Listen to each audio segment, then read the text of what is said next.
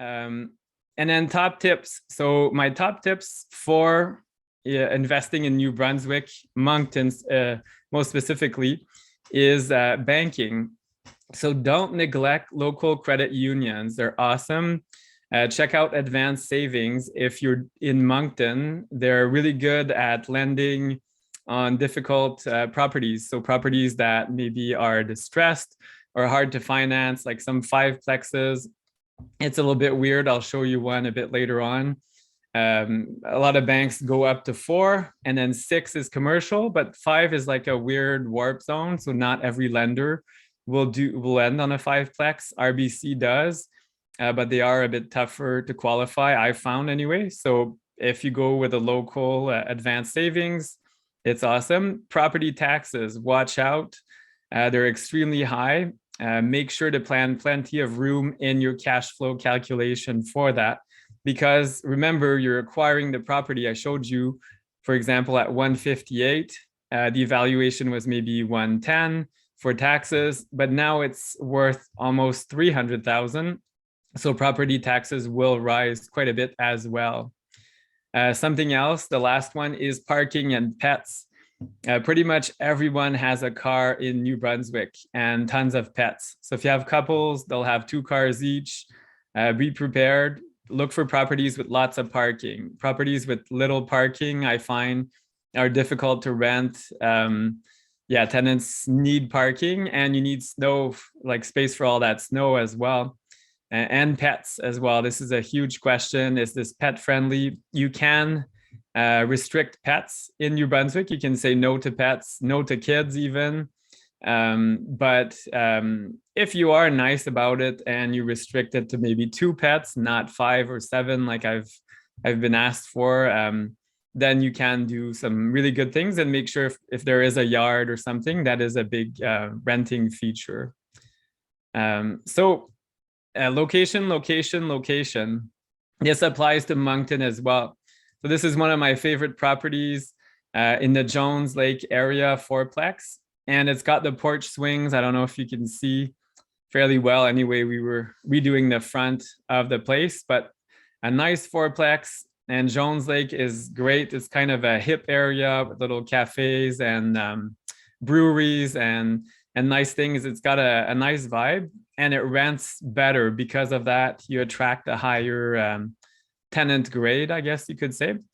And I can show you a bit about the numbers. So because it's a trendy area, you're getting some hipsters with red jackets and digital nomads. So lots of people from Ontario actually rent my properties, and young professionals. So this one I bought for 320,000. Annual rent roll gross is 47,000. So I'm left with 14,000 per year for this 4-plex. And there's still room to increase rent and efficiencies. But this one, I only had 4 parking spaces, which does kind of restrict some of the rent. So something to consider when looking at properties. Moncton Hot Spots. So I wanted to share with you, if you are considering Moncton, there's some neighborhoods that are better than others. There's the North End. So over there, it's mostly duplexes, and they're newer, like late 1990s, early 2000 and up. You do get lower cash flow, so higher rent roll, but higher expenses because of the acquisition cost. We also get better tenants. So they have backyards for their pets, lots of parking because they're side-by-side duplexes for the most part, and less turnover. Dieppe, which is not Moncton, but it's right beside it. It's the more francophone city of the two. Similar to North End, mostly duplexes, some multiplexes, and it's actually easier to finance. So some of the lenders, RBC, for example, told me that for some reason, Dieppe is easier to finance. I have some mortgage experts in the room. Maybe you could shed some light on that, but the financing part is quite appealing for Dieppe. Riverview, so again, across the bridge from Moncton, very similar prices, but a great mix of properties, multis, duplexes. It's a nice area for young families, and there tends to be a little bit more space there as well. So a little bit more land. So again, those pets and cars, think about your tenants. A university hospital. So I owned a place there. I sold it this fall. It's a bit of a rough neighborhood. It's close to the hospital, close to Université de Moncton. It could eventually gentrify. So there's lots of opportunities there, but be careful. The tenant profile you're getting there is not as nice, I find. Some people are actually scared to rent there. A Jones Lake area, like I showed you, it's older, lots of character properties, but lots of charm, attracts a younger tenant base, hipsters, etc. And downtown. So I'll show you a property afterwards downtown. It's a bit of a mixed bag. So stay away from homeless shelters. There's quite a few. Some of the churches as well have soup kitchens. So not the best areas. There tends to be a bit more crime there. And but there are great opportunities for burrs, fix and flips. So if you pick the right streets, you could be doing quite well. And there's an old map of Moncton. So I thought that was kind of cool. That's evolved a lot, really. I went to Moncton in 2010 and in 2020 when I acquired these properties, and it's not the same city. It's really changed. So there's one of my downtown properties.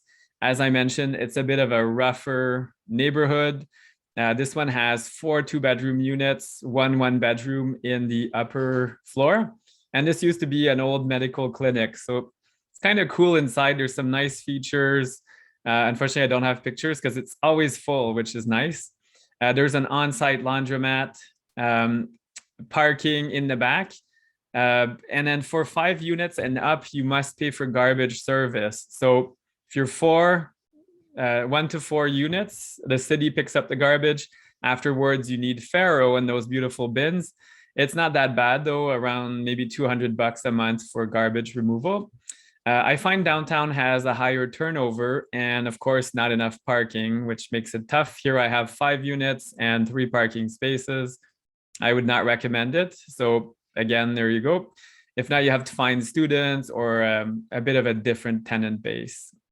And here are some of the numbers. So I bought this place for $250,000.